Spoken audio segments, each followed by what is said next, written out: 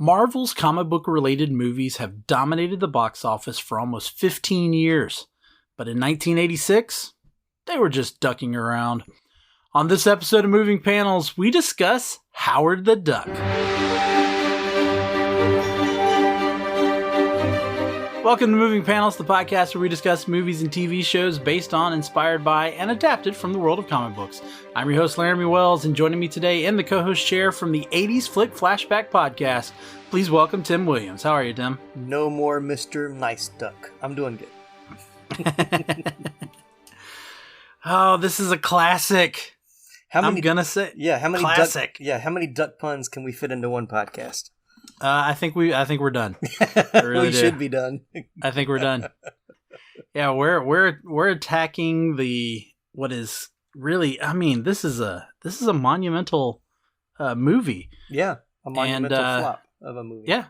Yeah, and we're covering it here, and we're going to tag team because we're also going to cover it for your podcast. Yes, we are. So nice little way to kick off the new year with a cult favorite that's a huge comic book movie before we knew what comic book movies really were. Yeah. Now, how familiar are you with the Howard the Duck comics?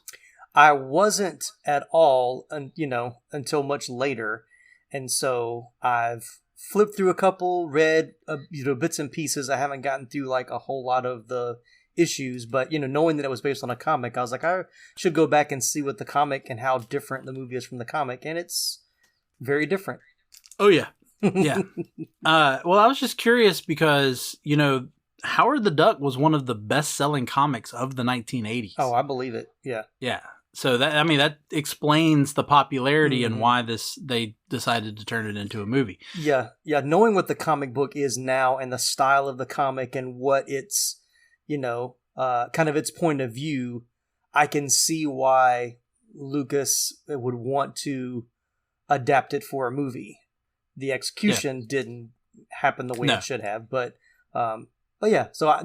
And now, of course, with seeing a new kind of version of Howard in the Guardians of the Galaxy cameo, post-credit scene and What If, there's a lot of excitement about, are they going to do it right this time? So I'm very intrigued to see where it goes. Or are they going to do it at all? Like, is he just going to be... Yeah. So now the question to kick this off.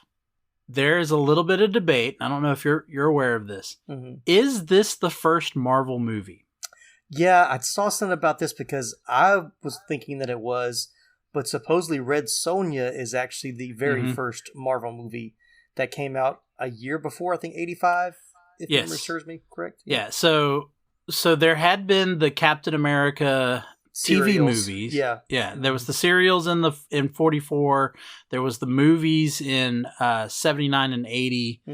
There was, of course, the Incredible Hulk television show. So lots of that. But yes, some people will argue that Red Sonja, which we discussed in our worst comic book movie, that Red Sonja is the first Marvel movie because she was a Marvel character. Now, some people argue, well, no, the movie's based off of the Robert E. Howard book character. Right.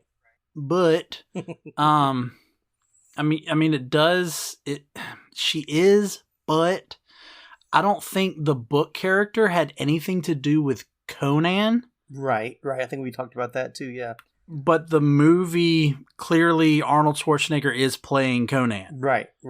Which would then tie it back into the comics, because in the comics they did have a connection. So yeah, say what you want, whether Red Sonja or Howard the Duck is the first Marvel movie. No matter which one you say, Marvel started off horribly. They weren't batting 1,000, that's for doggone sure. Nah. But Howard the Duck was released August 1st of 1986, written by the same people that wrote both American Graffiti and Indiana Jones and the Temple of Doom. Shocking. It shocked me as well. Yeah. Gloria Katz and Willard Huckick. I don't know exactly how you say his name. Yeah. Who also directed the movie. Yes. Was not the first choice, but... No. But he directed the movie as well. And if you want to hear more about the actual movie, make sure you tune in to the 80s Flick Flashback podcast, where we'll focus more on the comic here on moving panels.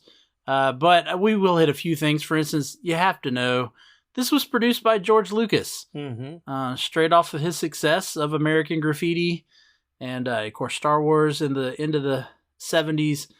He was riding high, and he was like, you know what? I want to make Howard the Duck, because why not? And so we have it, and that's what we're talking about today. So let's go ahead and jump into the characters. First off, we've got Howard the Duck, that has Ed Gale in the suit with Chip Zien as the voice. We've got Beverly Schwitzler, played by Lea Thompson, again, riding her wave off of Back to the Future. Absolutely. You got Phil Blumbert, played by a very young and debuting Tim Robbins. Yep. Tim Robbins going from this movie to my favorite movie of all time, Shawshank Redemption, 8 years later. Then you've got the overacted Dr. Walter Jennings, played by Jeffrey Jones. And then I did want to throw in the cop, Lieutenant Welker, who is played by Paul Guilfoyle, who is, one of my favorite policemen from CSI. Exactly. Yeah. That's what and another debuting person, Holly Robinson Pete, although just Holly Robinson at the time, who plays KC, the guitarist. Yes. Of Cherry Bomb. Every good 80s band has a good guitarist, just so you know. And I forgot to look up her name, but the unemployment lady. Yes. Who is Uncle Phil's mom from Fresh Prince. Oh, man. Yeah, I forget. When I was doing my casting, I forgot to put her in there as well. So I may have to do an update before I record my episode. And then just the random people you also see. One of the guys that Howard beats up in the bar with the manager was the garage attendant in Ferris Bueller's Day Off. Yep, exactly. Yeah. So I noticed him as well. So a lot of 80s things there. But let's talk about Howard a little bit. So Howard the Duck, the actual character of Howard the Duck, was created by writer Steve Gerber and artist Val Mayerick. Steve Gerber is also the guy that wrote the Kiss comic in 1977. For those of you who didn't know, there's a Kiss comic. And also tying this back to our worst comic book movies, Val Mayerick drew for Heavy Metal. Oh, yeah, that makes sense. So the great thing I found out about Steve Gerber is he loved Howard. Yes, yeah. Absolutely loved Howard. He looked at Howard as a real flesh and blood character. He did not want Howard to respond to things the way a cartoon character would. Right. And I think that's one of the best things that makes this side crazy character maintain his position in the Marvel Universe over all these years. I agree. The character, however, didn't debut in his own comic. He debuted in Adventure into Fear number 19 in December of 1973, although it was published in February of 74, so it depends on where you're reading. And this, for those of you who don't know, Adventure into Fear is the Man-Thing comic. So he debuted in Man-Thing. He was there as a part of a team that was going to fight the bad guy, but we'll get into that a little bit more a little later. But you had Ed Gale in the suit. Ed Gale, though you may not know him by face or you've seen him before, he was also in the suit for Chucky. Yeah. And he was Dink in Spaceballs. Yes, he was. Yep. And then Chip Zien, who was the voice. Bethany and I probably was first introduced to Chip Zien as the baker in the original production of Into the Woods. Yes, absolutely. But everyone else, you probably know him because he is what we like to call that guy. Yeah. You've seen him in a bunch of stuff and there's that guy. There's that guy. I've seen that guy before. Yeah. Now, the Howard in the movie is very different from the Howard in the comic. They did want to pretty much make Howard a superhero, in essence. Wanted to make him the hero, whereas in the comic, he's a reluctant hero, and I know he kind of is in this movie too, but it's more of in the comic he doesn't want to do anything. Right. And he more ends up being involved. Mm-hmm. The character in the comic is very brash. He's always talking crude, and he's always talking, it's like not smash talk. What am I trying to think of? But he's always, he was Deadpool before there was Deadpool. I would say he was very sarcastic and very, I think I remember him saying, like, Gerber, that's the guy's name? Yeah.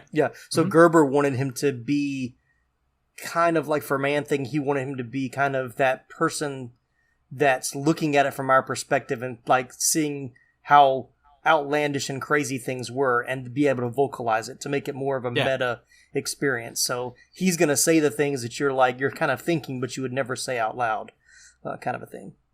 Oh yeah. And there's a couple of panels that I remember in some Howard the Duck comics where I'm pretty sure he was talking to the reader, which would, I think, predate even She-Hulk doing it. Mm-hmm. Which, well, like I said, I mean, he in essence was Deadpool before they conceived Deadpool. I mean, I would go out on a limb and say if it wasn't for Howard the Duck, we wouldn't have Deadpool. I would agree with that statement. Yeah. We probably wouldn't have the update to She-Hulk that John Byrne would give us with the sensational She-Hulk. Mm-hmm. So, but of all the other characters, because we don't want to spend an awful lot of time just talking. But of all the other characters, who do you want to see again? And who do you wish would be launched to another world while sitting in their recliner?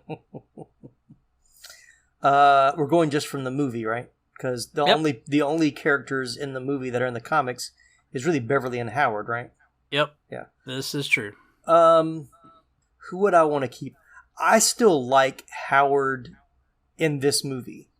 Like, and I know they were trying to make him more likable, but he still does have a little bit of an edge to him. Like, he still has some really good zingers and kind of some good one-liners in there. So I would definitely keep Howard. That's a kind of a cheapskate answer since he's the main character. Yeah. Philzy irritates me. Phil, Tim Robbins' character. Mm-hmm. And he really doesn't serve much of a purpose. He's only there to connect a few things, and that's really it. But I feel like he's given more on screen than he really needs. So yeah, I would take. He can be teleported to another realm. That's the thing. You really break it down. There's only 4 characters in this movie. Yeah, like that's it. I mean, it's Howard, Beverly, Phil, and Jennings. Yeah, like that's it. Yeah, everybody else is they're kind of like side dressing. They're not really there for any real purpose. They're just to give them some interaction with other people. Yeah, I mean, you got Lieutenant Welker that's kind of the foil. Yeah. For a slight moment. Right. But he gets and allows the movie to stretch out just a few minutes longer. I was like, he's got maybe 7 minutes of screen time total in the whole movie. Yeah, but hey, people have won Academy Awards for less. This is true. So there you go. But yeah, Howard and Beverly are the only ones from the comic, which I'll be honest, until I became a comic book person, I would not have known that Beverly was from the comic. Yeah, I wouldn't have thought that either. Yeah, but yeah, I mean, she didn't enter until Howard got his own title, Howard the Duck #1 in 1976. And I mean, the character's not quite the same. She's not a rocker in the comic. She does call him Ducky. They do kind of have this ambiguous relationship. You don't quite know what they are. Although in this movie, she does yell out, "He's my boyfriend." Right. Yeah, so I don't know. What were your thoughts on Lea Thompson in this one? Who? There you go. That explains it all. Yeah. I have some thoughts, but I think I'm trying to save them for my podcast. I don't hate to do that to you. That's not fair. That's not fair. I mean, I like her in this movie. I mean, I like Lea Thompson as an actress. So I will say for this movie, she definitely gave it her all and is overwhelmingly convincing in the role. Like, she does. I think she knew, and I've read some articles, like once, you get asked to do a George Lucas movie after doing Back to the Future. I mean, it's a definite yes. And then as it began filming, she was like, oh my gosh, what have I gotten myself into? But she didn't, when we talked about this. But she's owned it. Yeah. I mean, she's, yeah. And we talked about this in other movies where, if you're in a bad movie, you can play it two ways. You can just, go for broke and just, know the movie you're in. Or you can, treat it seriously and be a serious actor and give it your all, no matter what the outcome is. And so I think she did what she needed to do to make it. She's one of the more enjoyable parts of the movie, one of the more enjoyable characters. She still has some moments where you're like, what are you doing or what are you thinking? But there's a lot of that in this movie that's, choices are made that don't really make any sense. Do you, I really have a question here because we always, you're the 80s person. Right. We always talk fondly about Lea Thompson. Yes. We love Lea Thompson in the Back to the Future movies. Mm-hmm. But that's it. Like, do you think this movie may have kind of put a little bit of a halt to her? Oh, most definitely. Yeah, because she had actually turned down the role in Some Kind of Wonderful, which is a John Hughes movie. But when she finished this one, she quickly signed on to it because she was afraid that after this movie, she would never get asked to star in a movie again. So she quickly took Some Kind of Wonderful, which was a starring role, to kind of somewhat try to save her career, for lack of a better term. Yeah. And even though, Some Kind of Wonderful is still a good Hughes movie, it's not... People don't don't talk about that one like they talk about Breakfast Club and 16 Candles and Ferris Bueller. Mm-hmm. So, she definitely took a hit. But you say, we got Back to the Future, but you forget that she was in All the Right Moves with Tom Cruise. She was in Red Dawn, of course, a much smaller role. Yeah, but that was before this. That was before this, yeah. So, but Space Camp. For sure, yeah. Yeah. So, she had done all of that before this. Mm-hmm. But then she finally, to me, I think her career hits the peak with Back to the Future. And of course she would do the sequels after this. Yeah. Yeah. But they get her to do this part, and then honestly, if you look at her filmography, you start looking through the stuff that comes after Howard the Duck, and you're just like, okay, I've never heard of that. Mm-hmm. That's a TV movie. That's a Hallmark movie. Now we're into television shows. And I know she was successful. She had Caroline in the City, which was a successful little sitcom in the 90s. And she's consistently worked. Mm-hmm. I'm not going to say that she hasn't been successful. Right. But do you think Howard the Duck hindered her? Oh, yeah. I definitely. Because you look at Tim Robbins, who, of course, this was his first real theatrical role. So he didn't have as much to lose, I guess you could say. But he still had good parts after this. So it didn't hurt him as bad as it hurt her. But I think that's because of, like you said, coming off of Back to the Future, she was this, here's her up-and-coming shining star. And then to go from that to Howard the Duck definitely hurt her. It would dinged her career more, made it a little bit harder for her to get some roles, I think. What did you think it did for Jeffrey Jones?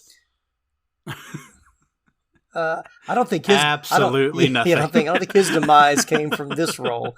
He has some personal issues that he needed to take care of. But yeah, I'm trying to think of what he did after this. I think he was in Who's Harry Crumb, which was like... Stay tuned. Yeah, Stay Tuned. Yeah, I think he was in Who's Harry Crumb. But that was the 90s. Yeah. But you think about Jeffrey Jones. His peak was Ferris Bueller. He'll always be Principal Rooney. Of course, he got this role from his part in Amadeus, which was a big movie of the 80s. Of course, it doesn't have quite the pop culture reference that Ferris Bueller has now, but yeah.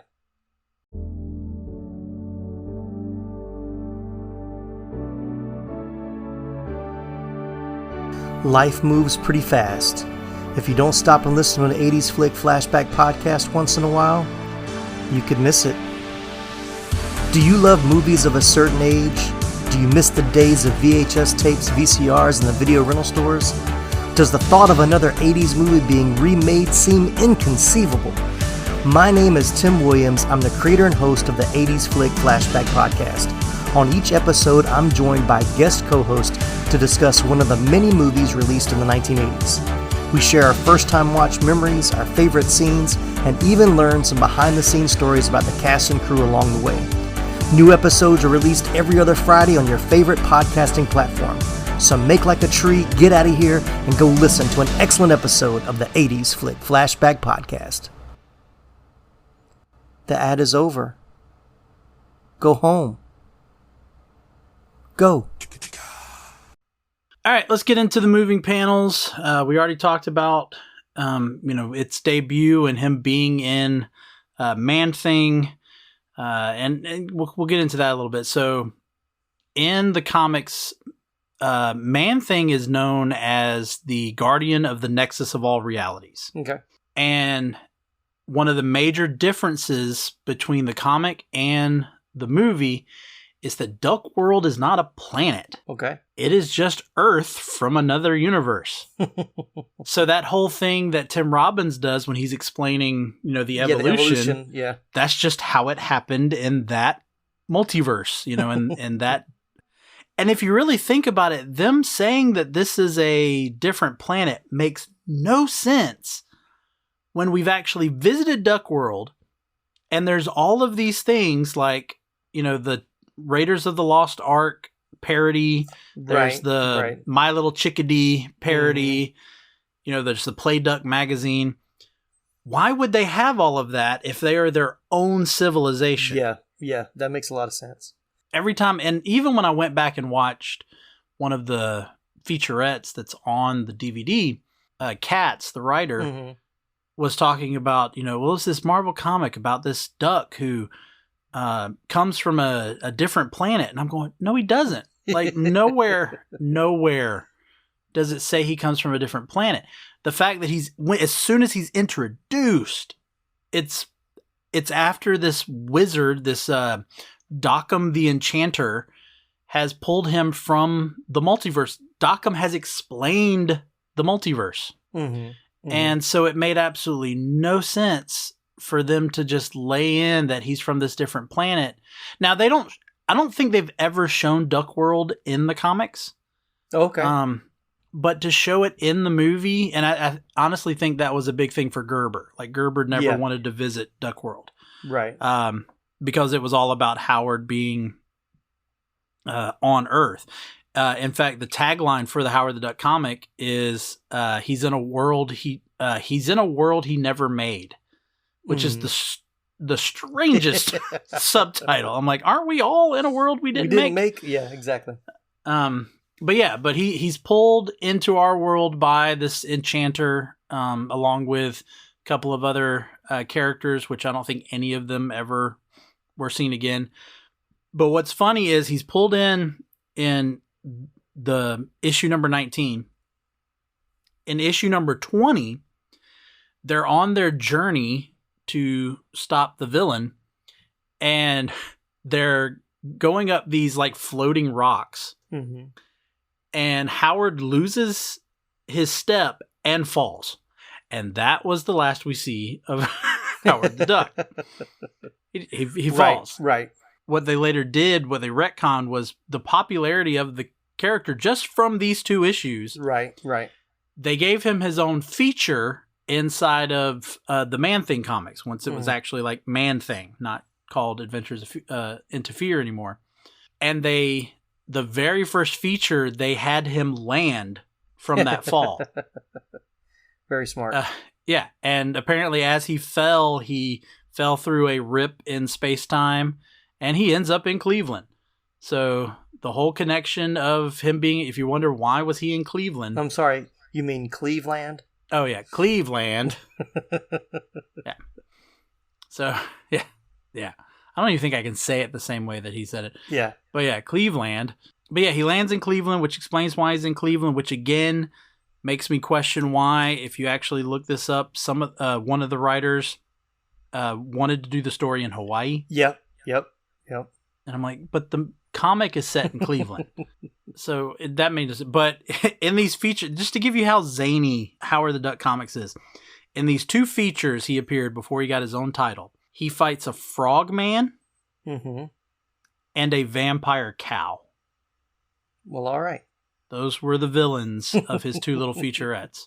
Now, I will say their little connection in, I think the first of the featurettes, he does go into a cigar shop and he tries to use his money. And when the guy sees his money, it's not exactly the same as the way the movie portrays it, but it's got the duck. It looks exactly like a dollar bill, but it's got the duck instead of Washington on it. Mm-hmm. So, again, another little tie-in.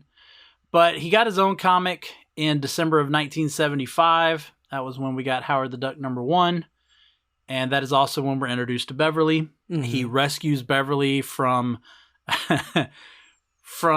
Pro Rata, the mad financial wizard who wants to become the chief accountant of the universe. Good old comics writing in the 70s. Yeah. And what was funny, too, again, talking about the Deadpool connection, so going back into the Adventures into Fear comic, there's a part where the multiverse is breaking apart, and Daredevil and Black Widow actually swing in. Mm-hmm. They don't know what's going on, and then they just swing right back out. Like, that's it. Right. But when Howard the Duck #1 came out, it's solidified that he's in the Marvel Universe because Spider-Man is actually like a secondary character in the comic. Yeah.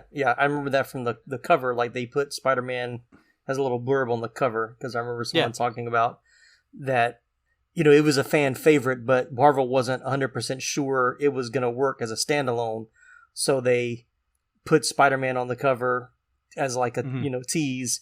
And then even like, I think the first issue wasn't like, it was kind of like a play on Conan the Barbarian, was Howard the Barbarian or something like that.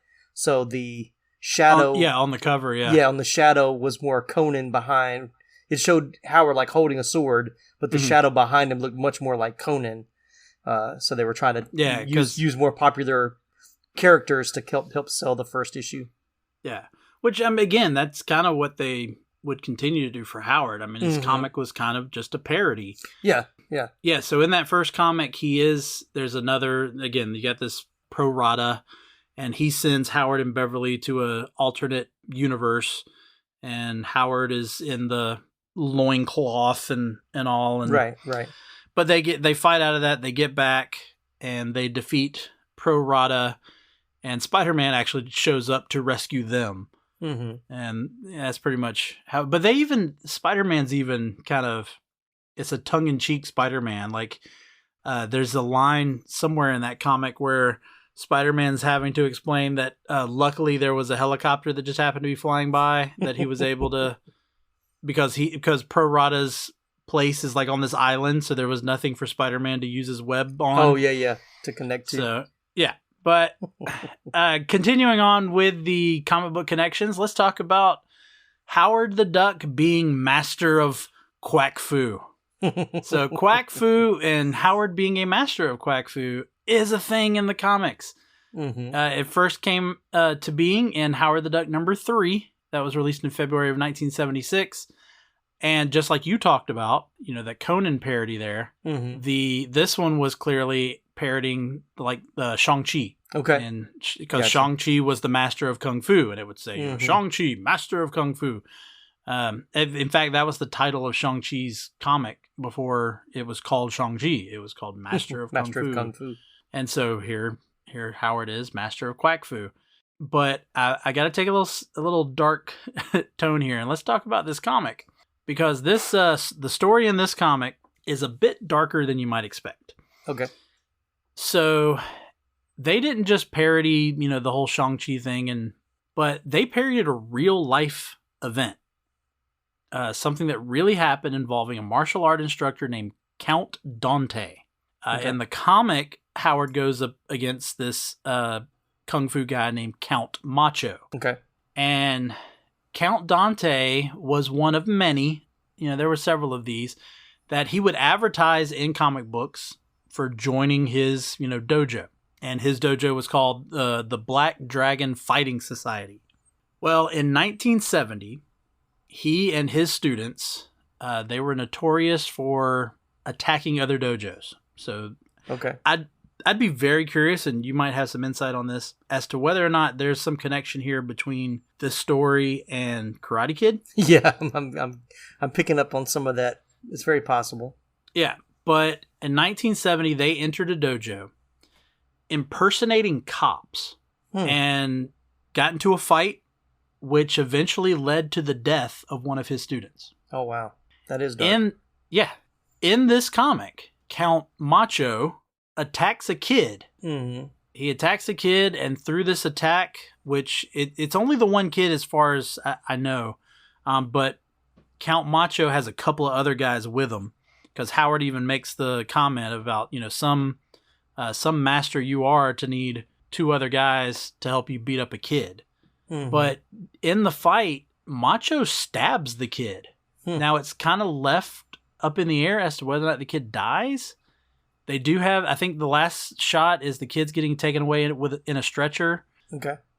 But yeah, that's kind of a dark path to take. And I was like, I get the parody stuff, but this seems a little dark for a comic in the 70s.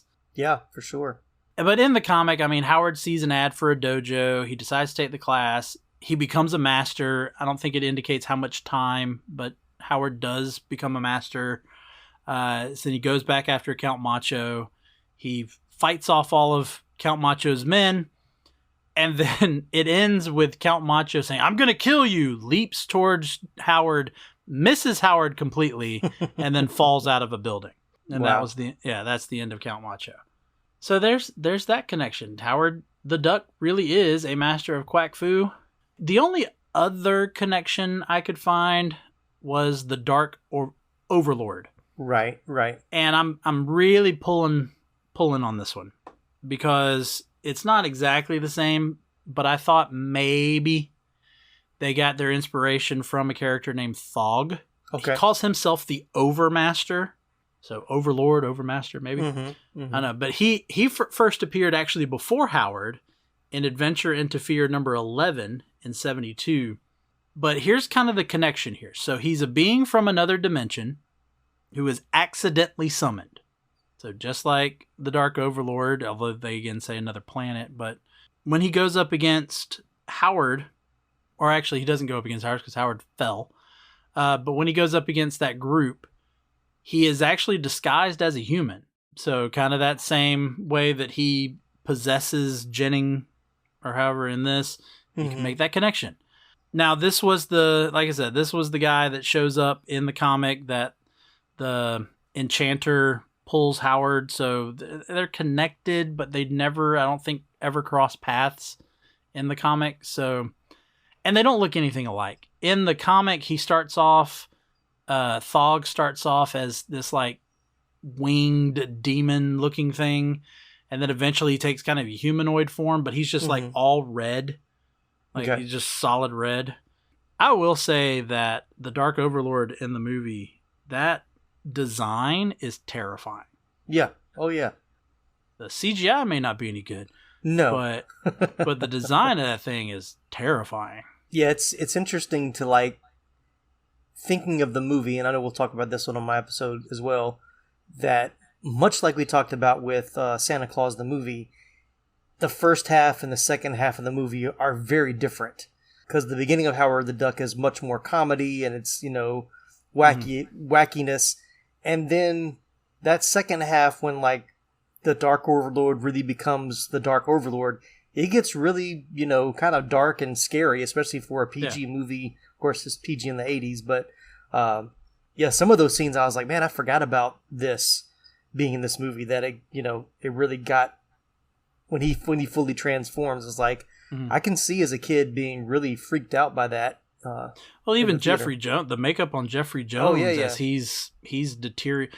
Which, let's talk about this real quick. Mm-hmm. How did Jeffrey Jones survive all of that? Yeah, that's what I want to know too. Like, he walked into a nuclear plant, and absorbed all that. Jeffrey Jones, like Dr. Jennings would be gone, would be dead. He would be dead. Right. I don't understand how he survives all of what happens to his body. Mm-hmm. But again, it's a movie about a talking duck. So we can't get too much in. Logic's not important. But my thing too, just like you were saying, is the movie, once it hits the, adventure, fantasy, superhero part of it, it also feels like they just keep trying to find ways to drag the story out. Yeah, yeah. The whole flight scene with him like escaping is, you can tell it was like, we need some action here. We need something that's, give Howard and Phil something to do. So let's create this police chase in the air. Yeah. Inside this little plane. I forgot what those things are called, but yeah. Yeah, yeah. Inside the little flying bicycle plane. Yeah. Yeah, because it just feels so detached. Mm-hmm. And then they spend way too much time in that cafe. Yes. And of course that's just to show, and then it's weird because Howard and Beverly are kind of trying to cover for Jennings, but at the same time they know Jennings is the villain at that point. Mm-hmm. And that gets really confusing. Yeah, yeah. There's a lot of confusion in the movie from the beginning to the end, because if like somebody not from the 80s that would watch this movie today, they would think, oh, people in the 80s just thought people walking around like a duck was just normal. Like, because nobody really freaks out about Howard.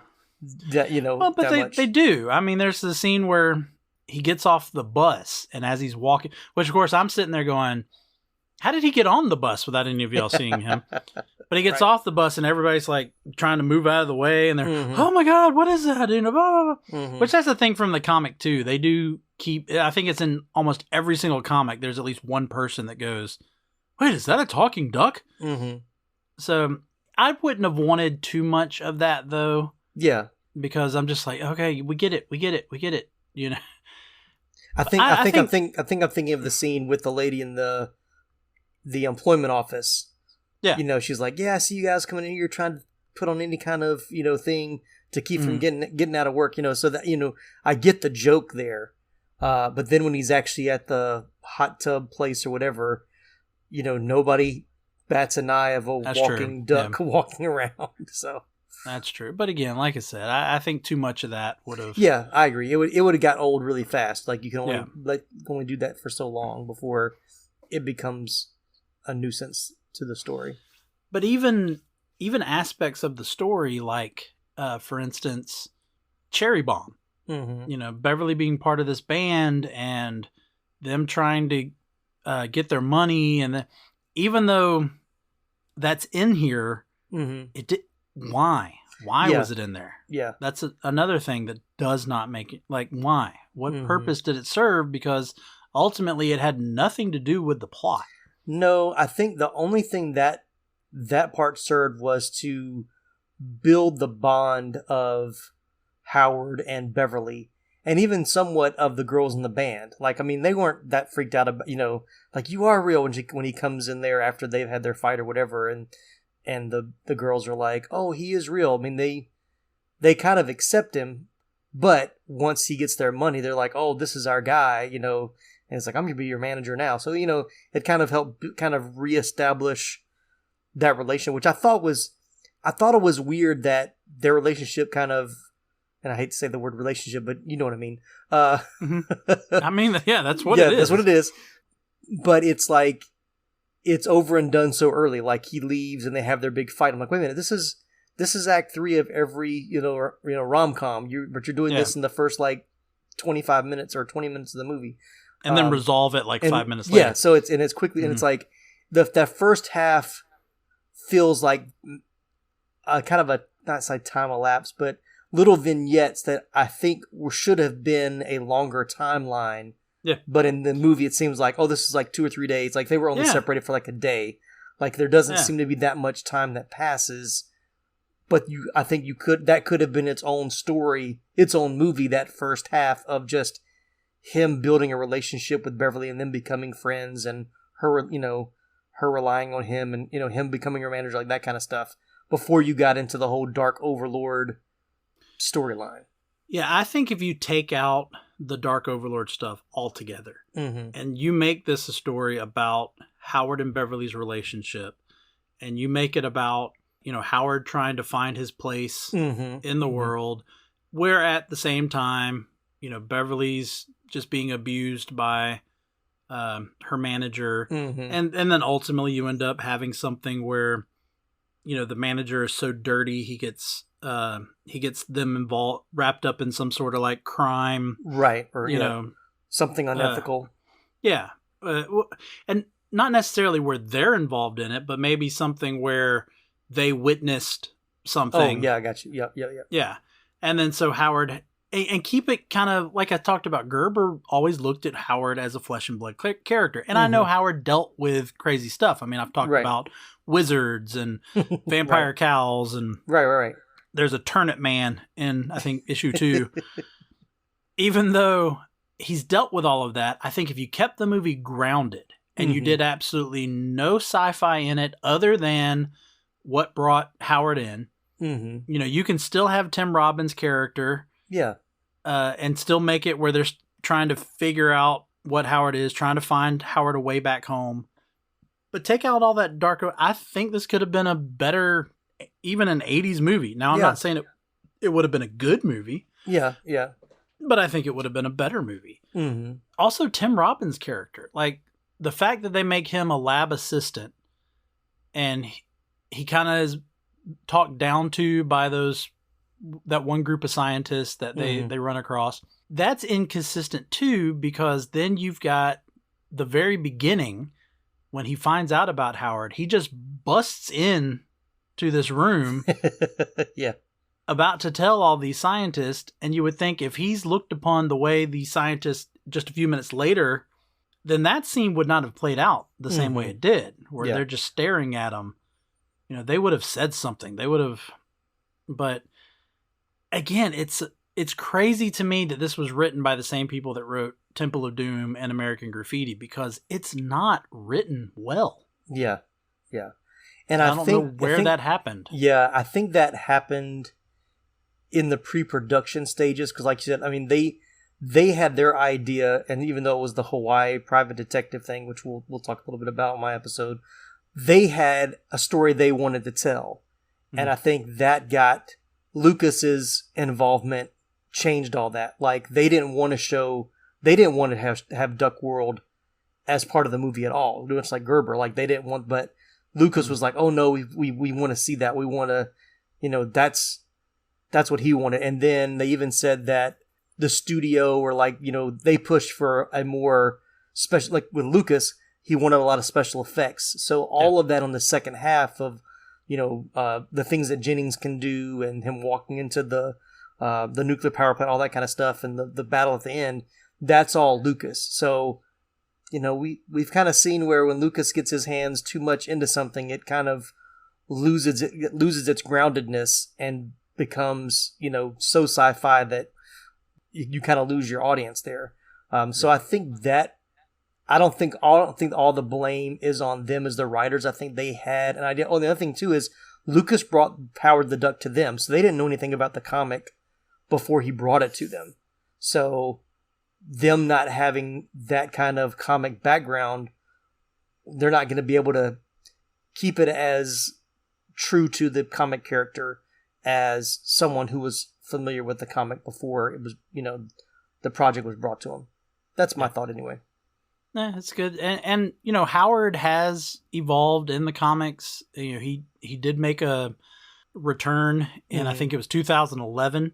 Okay. And his character is now, like you just mentioned, kind of the idea. His character is like a private investigator. Mm-hmm. And that's who we have now in the comics. So, he's toned down a little bit, not as crazy.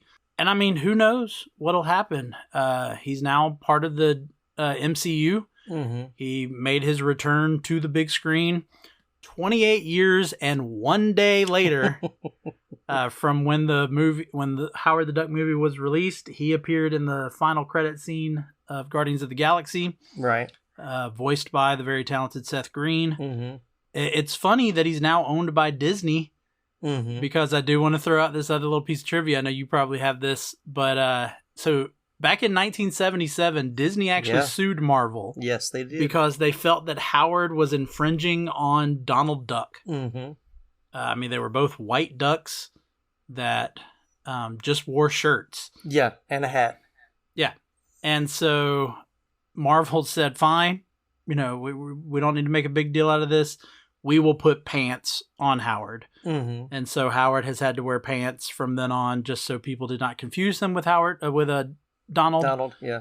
Although if anyone actually paid attention to either character, I don't see how they would confuse them. Yeah, it was something about, I read, it was something about I can't remember if it was Japan or China or in Asia, like it was something in the translation where Donald Duck there, Donald didn't translate, so it was almost like the duck. So whenever they would see, like it was Howard the Duck or Donald Duck, it was primarily just duck. And so if they looked too similar, they weren't able to differentiate. But I'm like, every comic that I saw with Howard, he's got a cigar in his mouth. I don't think Donald Duck's going to be smoking a cigar. So, yeah. But, it's just funny now to me that Disney now owns the character. Yeah, exactly. So there you go. All right, let's get into our final decision. Bag it, stack it, or trade it. Go ahead, Tim. What say you? This may shock some people, but I would actually bag this one. I think, really? Yeah. It's not a great movie, but it is enjoyable. And I remember really liking it as a kid, and even rewatching it again for the podcast. Yeah, there's stuff that doesn't make sense. There's some things that aren't, that great about it.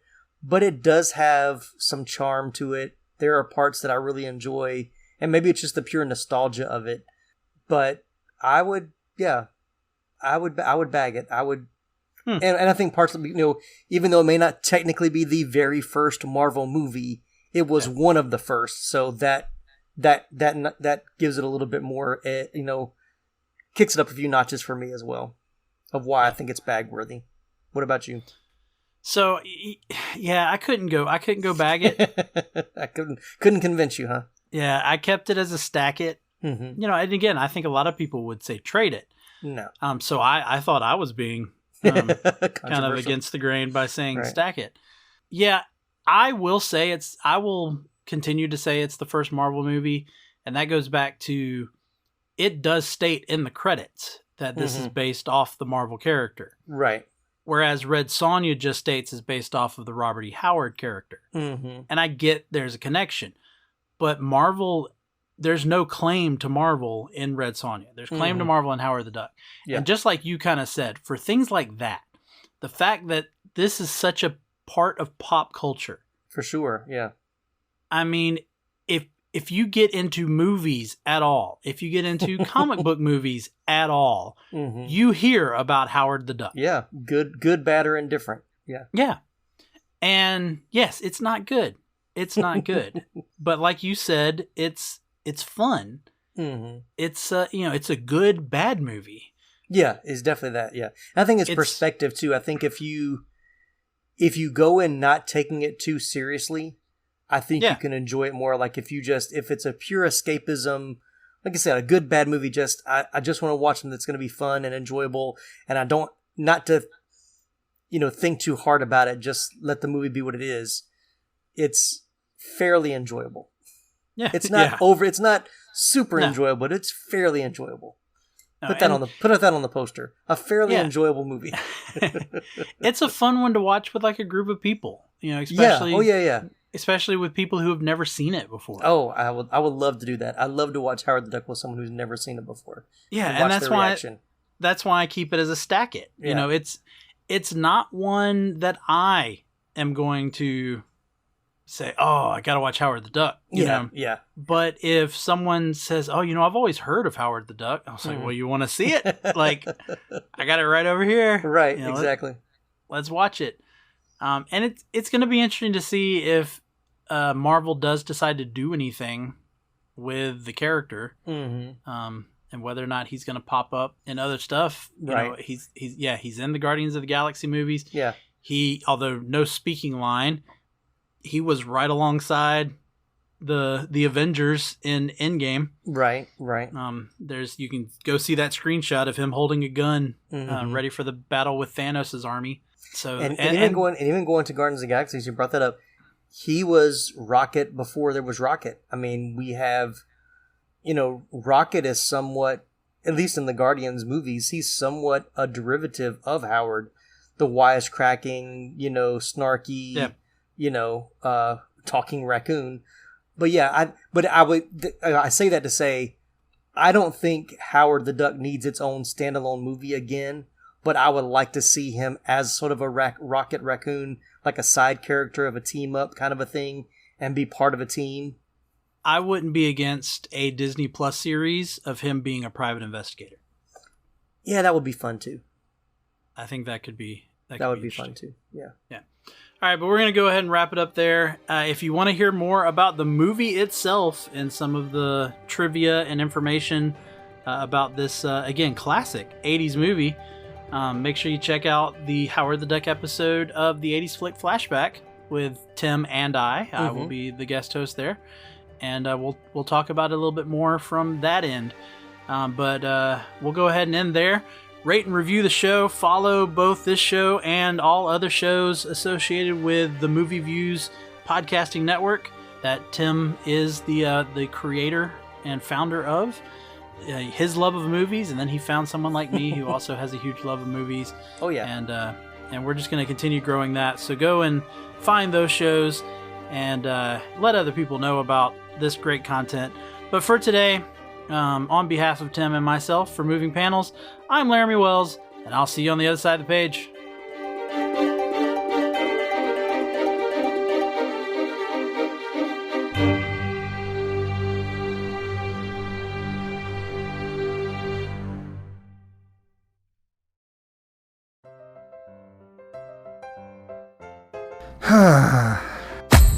What seems to be the problem, pal? There's just so much pain in the world, so many issues. I don't think I can bear it. Hell, friendo, it sounds like you could use a dose of pop culture roulette. Pop culture roulette? What's that? Some sort of pop culture themed podcast or something? That's right, sonny boy. When hope seems far, dive into some PCR. But I already get my entertainment news from Variety. Huh, that's pretty good. If you're a chucklehead, PCR gives you news you need, condensed, unfiltered, and raw, from three nerds who know a little something about something. Wow, okay, sign me up. That's the spirit. Pop Culture Roulette. New episodes every Monday, available on all major podcast directories.